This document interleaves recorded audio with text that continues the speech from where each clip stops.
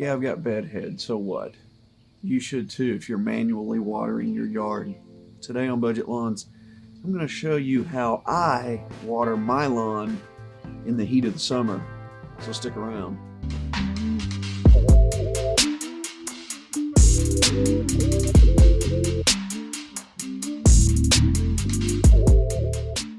Hey everyone, thanks for joining me for a bright and early edition of Budget Lawns. It is just after 5:30.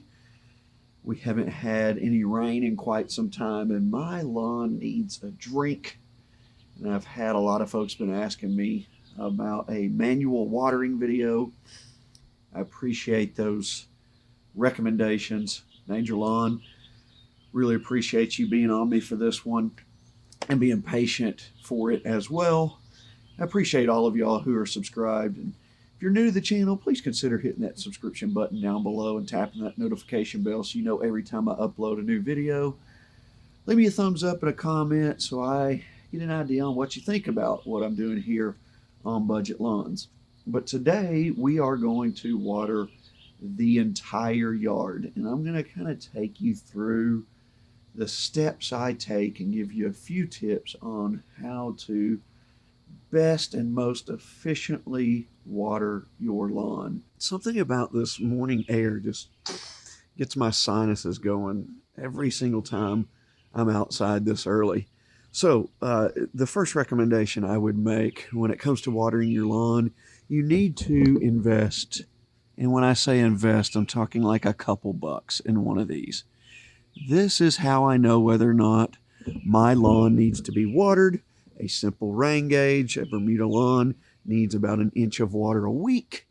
In the heat of the summer, when it's really hot, maybe an inch and a half, but I try to stick around that 1 inch mark.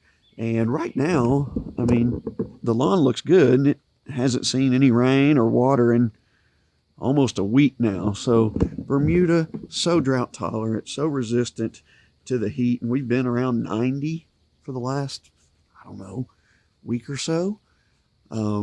So it's really hanging in there nicely. But I'm going to show you a little bit about my setup, how I've got my sprinklers to make it easier for me to get them set out and get going every morning. I've got to be real quiet right here so I don't wake the kiddos up right inside this wall. But here's one sprinkler on this side. This was just a cheap, I don't know, $5 hose hanger that I put on the fence there. It's in my tuna can. So each side of my house has a hose hanger, a sprinkler, a hose, and a tuna can. So why a tuna can, you might ask? Because a tuna can, I know you've probably heard this before, is right at an inch deep. So you can put those out when you're watering, move them around the lawn, kind of get an idea on how much water is being put out over a certain amount of time.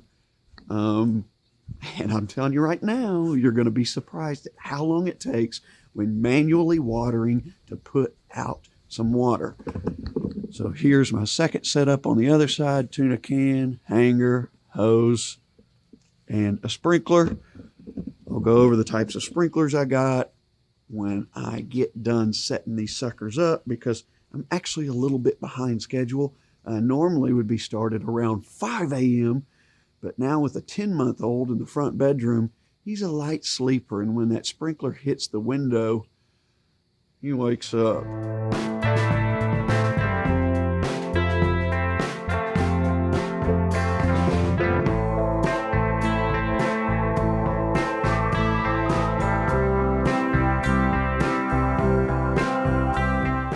Before we get these set up in the lawn and get water running through them, I want to tell you about my gear here. These are both the Never Kink hoses. This is a 25-footer. The other one's a 50-footer. I really like these. They live up to their name. Nice, durable, inexpensive hoses that never have a problem with kinking up or, really anything else. I am not picky on sprinklers. I just wanted an impulse sprinkler and an oscillating sprinkler, impact, whatever you call these. So I got one of each. They both ran me about $20, $25. This is just a standard Gilmore impact sprinkler, impulse sprinkler. The only thing I would suggest on this one, they make it with a plastic head. I wanted to make sure I got the one with the metal head, so that's why I got this one here. This one is this one's actually pretty cool. This oscillating sprinkler allows you to control how many holes are open here. So you can turn holes off, you can turn them back on, allowing more water or less water to shoot out the sides. These things can be brought in or out and will control the oscillation range of the sprinkler itself. So that's pretty cool. And I can't remember if these were great value or chicken of the sea, but whichever tuna you like to eat, make sure you eat it first, and then we're ready to fill these up with water. Let's go. Okay, so everything is rocking and rolling in the front yard. Let's just go over just a few watering basics, and then we'll go over the method behind my madness here. So yes, I am doing this early in the morning. Watering in the morning is certainly your best time of day. It gives the lawn that water it needs to make it through those hot afternoons. Also helps prevent your lawn from disease and any other problems that may arise from watering late in the day and leaving the grass blades wet overnight.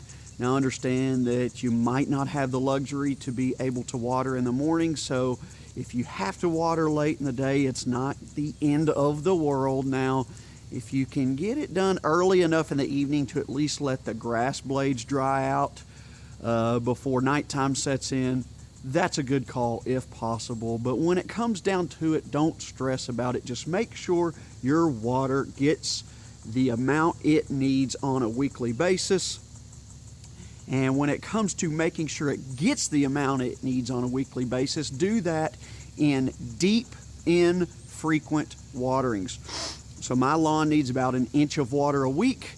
I try to water it twice a week, ½ inch each time. Now, I've got my eye closely on the forecast, so I don't have particular days that I water. I'm not set in stone on a schedule. I will be watching the forecast to see what it looks like. I'll count days since the last time it saw any water. If the forecast is showing anything around 40, 50, 60%, I'm usually going to take a gamble on the forecast and see if I get the free stuff. But if it's under 40%, that 20, 30% range, I'm going to go ahead and water. So all you folks that are out there like to turn on the sprinklers every single morning or water frequently, thinking that that is doing your lawn more good than bad, just make sure you switch over to a deep, infrequent watering schedule. It's much better for the lawn as it gives it the drink it needs, and then you let it dry out a little bit, forcing those roots down to look for more water, and it will promote a healthier, stronger lawn in the long run. So now, let's talk about the method behind my madness. I have all this kind of down to a T in my lawn, and it has just come from trial and error over time, taking into account factors of, coverage, reach, is there a breeze, all kinds of things. I know it sounds crazy, but manual watering just comes down to doing it and figuring it out, finding your placements, and testing with the tuna cans to know how much you get over a certain period of time. And after a few years in this house, I've kind of got it figured out by now. So I'll show you what I've got going on here. So on this side of the lawn, and first I should say, I just finished my sand leveling project, just a few days ago. So you're kind of getting a sneak peek on how the progress is coming along. I'm not going to be watering this front lawn as long as I usually do today, because with the sand on it, I've been watering it every single morning to keep it wet. And that's a whole nother story. We'll be going over that in my sand leveling video that's coming out. And I'm telling you folks, this is going to be the most comprehensive sand leveling video you have ever seen. So you definitely want to be subscribed and be notified when that video comes out. It'll be coming out here real soon. So I've got my tuna can here.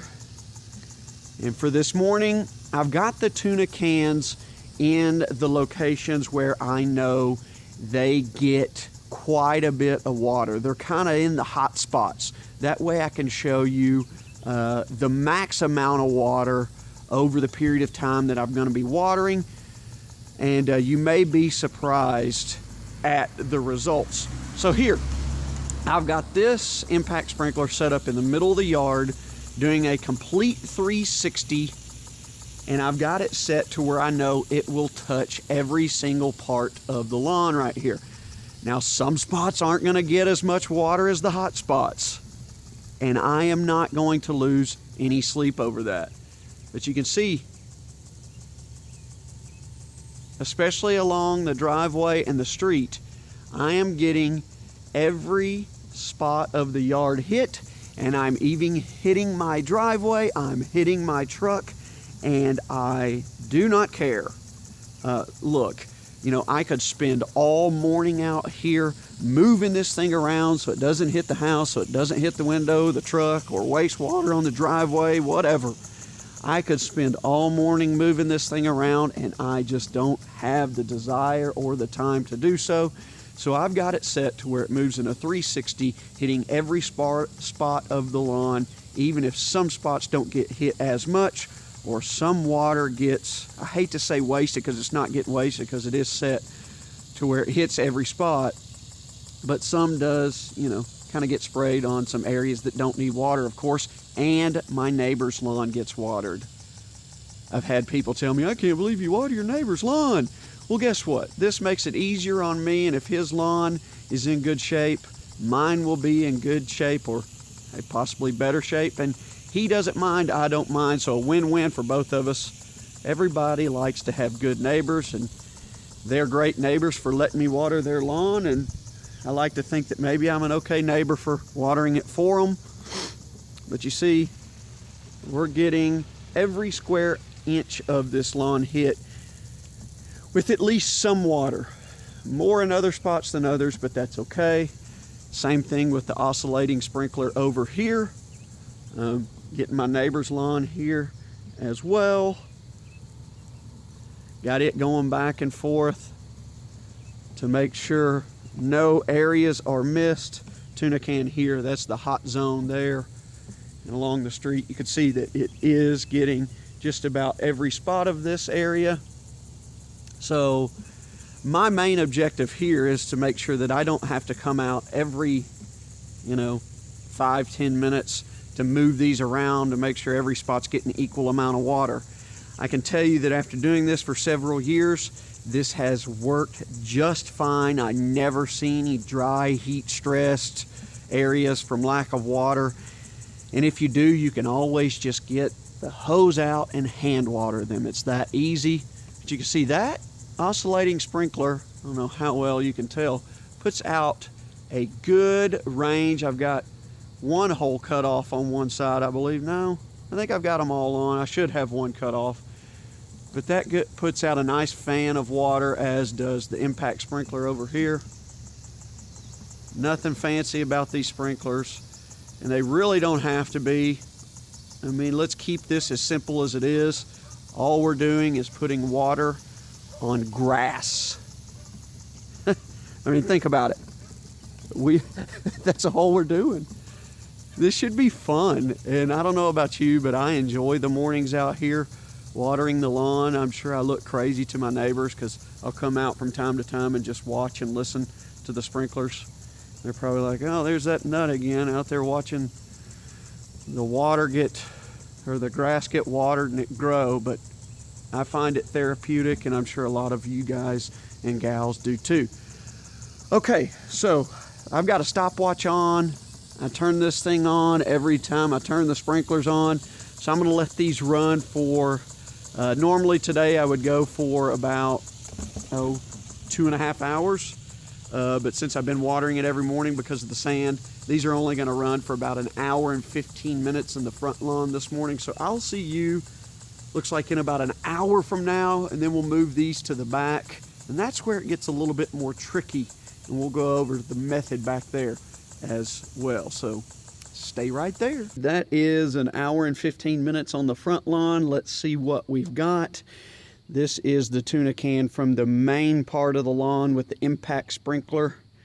And you can see an hour and 15 minutes, you know, can we say right at about 1/4 of an inch?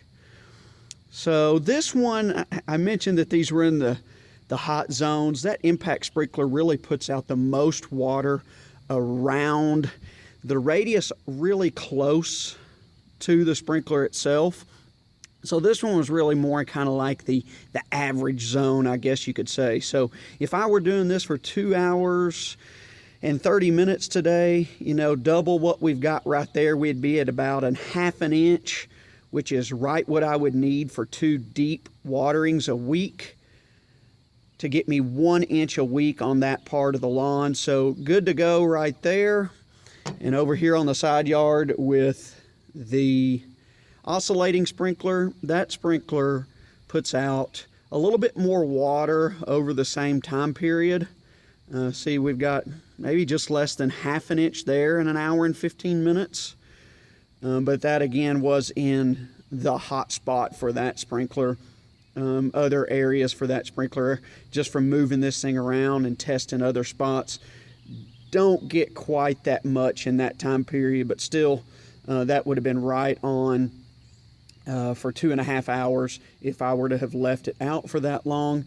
And truthfully, what I'll usually do is I will go ahead and move my sprinkler from the side yard, the oscillating one, back to the backyard while the impact sprinkler continues to run and put down just a little bit more water in the main part of the front lawn, since it doesn't put out as much over that time period. So I'll let that one run just a tad bit longer while I'm moving the oscillating one.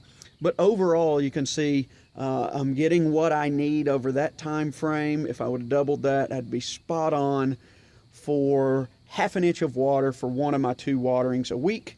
So let's move to the back lawn and get things set up. All right, so we are underway in the backyard, and this is a little bit more strategic than we are in the front yard. We can't just set these suckers up and turn them on and let them go and expect every part of the lawn to get hit. And I will tell you that I am not as concerned in the back lawn about getting 1 inch of water a week. This is budget lawns, and I don't have the budget to spend a boatload on a water bill every month. So my main goal back here is just to keep this from getting scorched during the summertime by hitting it every once in a while with water if we don't have any rain for long periods. And it was due today, and I am not going to worry if some of the far nooks and crannies don't get water. I mean, just about every part of this lawn is going to get hit with the way I've got it set up, but some spots won't.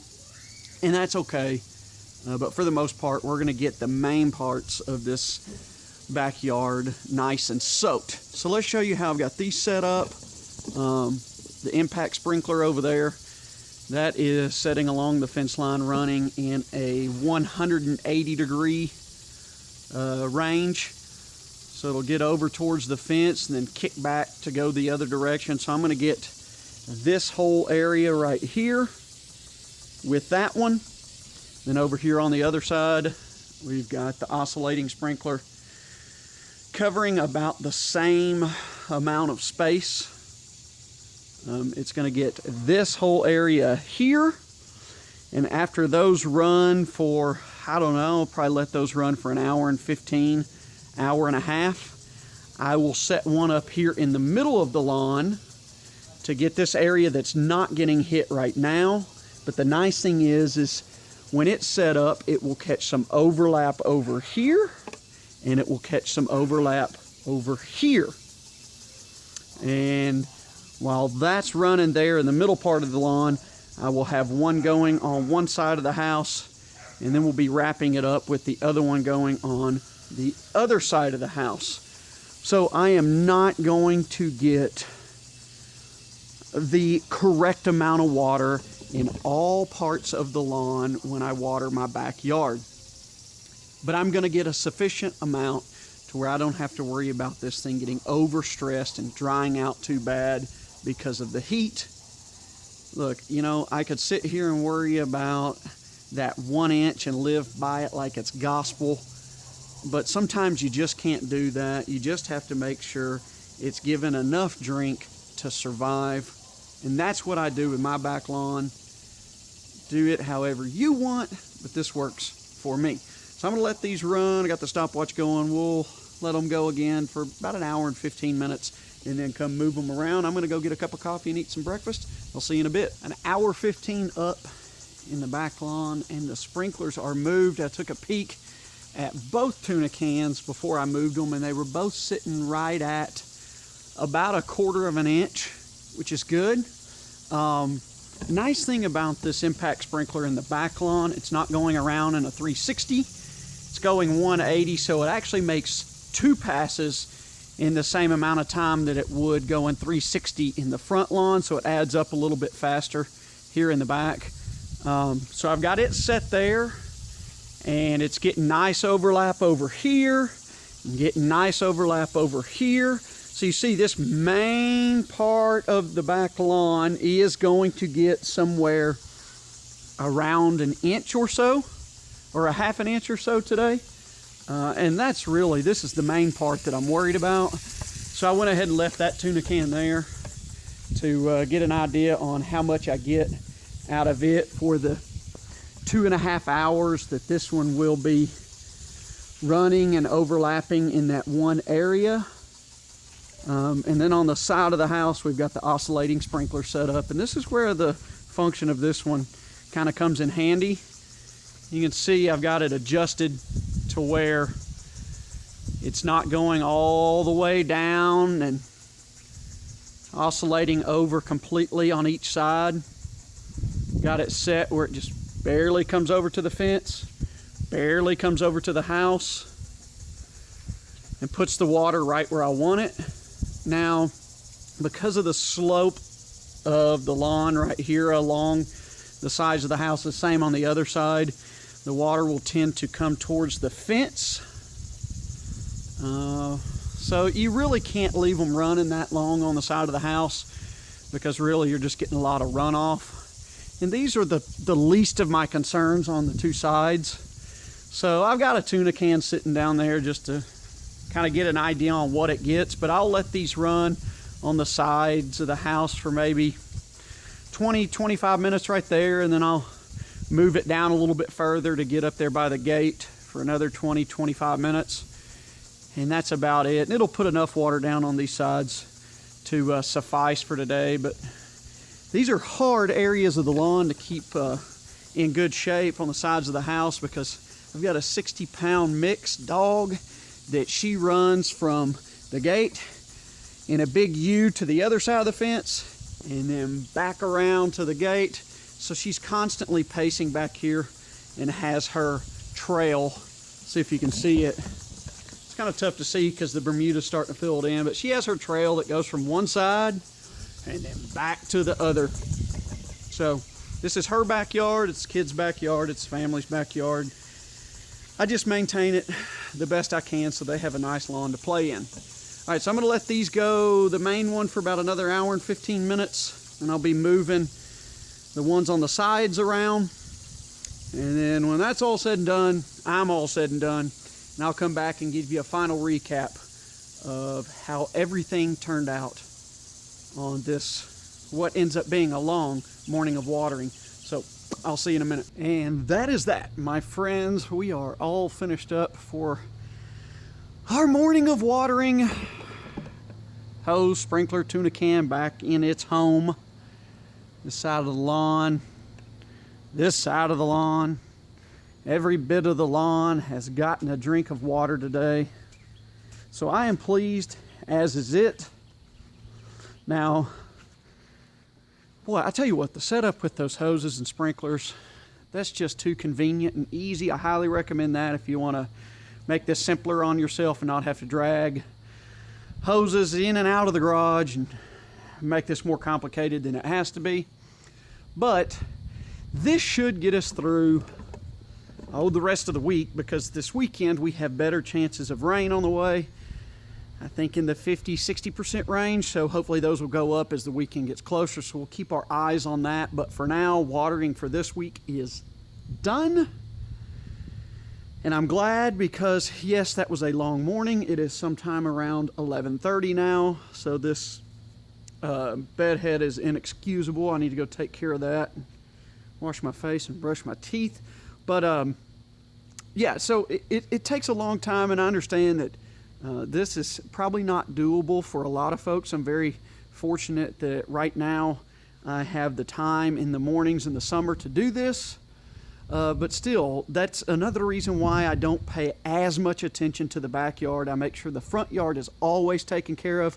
But to do the entire thing takes a long time, and that's just unrealistic. So you kind of got to pick and choose your battles, and the one I want to pick is make sure the front yard is in tip-top shape, and the backyard gets the bare minimum to just look nice.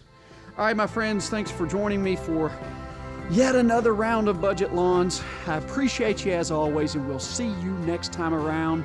Take care.